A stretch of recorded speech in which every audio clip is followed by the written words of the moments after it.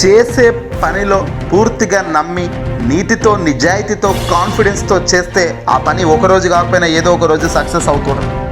కానీ ఎన్నేళ్ళైనా ఇప్పటికీ సక్సెస్ కాగా పోనీ ఈ పొద్దైన అవకాశాన్ని వాడుకోక పూర్తిగా భిన్నమైన ఆలోచనతో వెళ్తును రాజకీయాల్లోనే ఈ మాదిరి ఉండకూడదు అనే దానికి ఒక అంబాసిడర్గా నిలబడుతున్న ఏకైక వ్యక్తి జనసేన పార్టీకి సంబంధించిన అధినేత పవర్ స్టార్ పవన్ కళ్యాణ్.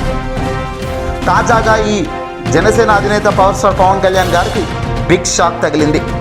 నిన్న రాత్రే ఆయన ఓ సంచలన ప్రకటన చేశారు. పిఠాపురం నుంచి నేను ఉండబోనేమో, కాకినాడ ఎంపీగా దేశ ప్రధాని మోదీ చెబితే పోతానేమో అంటూ ఇలా నంగనాచి వేషాలు వేస్తూ ఎక్కడి నుంచి ఎక్కడ నిలబడతాడో ఎందుకు నిలబడతాడో కూడా క్లారిటీ ఇవ్వకుండా గంటకు పూటకు మాట ఎలా మార్చేస్తున్నాడో కూడా మనం చూసాము. పిఠాపురం నుంచి వచ్చే అవకాశం ఉందన్నాడు. ఆ తర్వాత మళ్ళీ కడప ఎంపీగా ఉదయ్ని స్వాప్ చేసుకుంటానంటున్నాడు. మనిషి అన్నవాడు ఇన్ని మాటలు మాట్లాడతాడా? రాజకీయాల్లో ఇలాంటి మాటలు చెల్లుతాయా?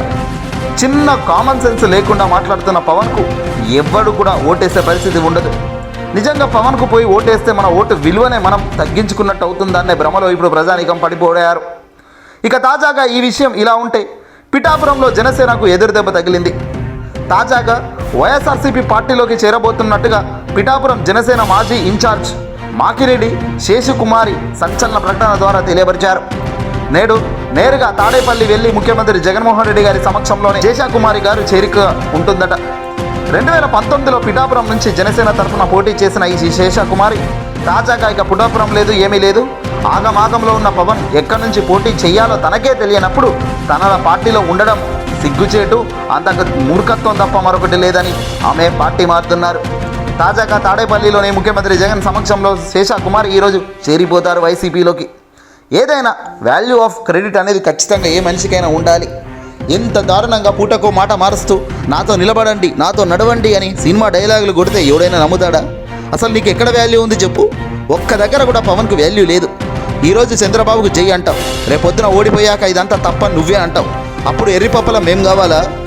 ముందే నీకు దండం పెట్టి పక్కకు నీ నుంచి మేము దూరం అవుతేనే మా బతుకులు బాగుంటాయనే తట్టుగా ఇప్పుడు తయారైంది పార్టీలో ఉన్న తెర వెనకాల కార్యకర్తల ఇన్ఛార్జీల పరిస్థితి. నిజంగా పిఠాపురంకు సంబంధించి ఈ మాకినీడి శేషకుమారి గారు మంచి పని చేశారు.